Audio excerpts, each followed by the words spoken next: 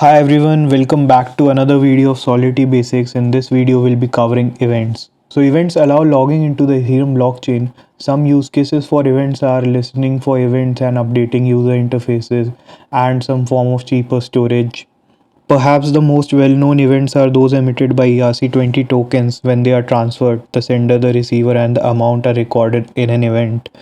Events are state changing, they alter the state of the blockchain by storing the log, therefore, they cannot be used in view or pure functions.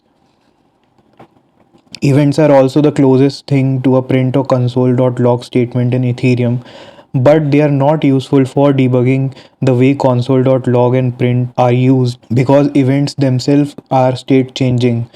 They are not emitted if a transaction reverts.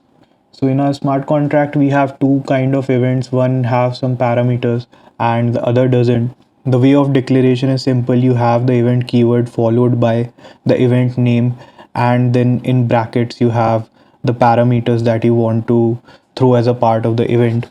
So we have a first event log which emits a sender address and a message along with the event name, and the other event another log. This is an empty event, and the way we emit is wherever we want to emit the event, we use the emit keyword followed by the event name and the parameters if necessary. So let's check this out on Remix ID.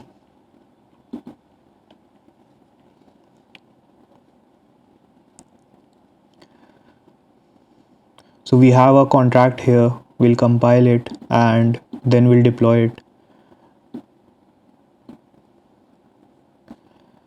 So this is our smart contract instance, and this is a test function which will emit a log event which with the message of hello world and hello EVM, and the address would be the account address of the account calling this function, and we'll have another event emitted which would be another log. So we'll call the test function and we see that the transaction was successful, and we'll find our events here in the logs.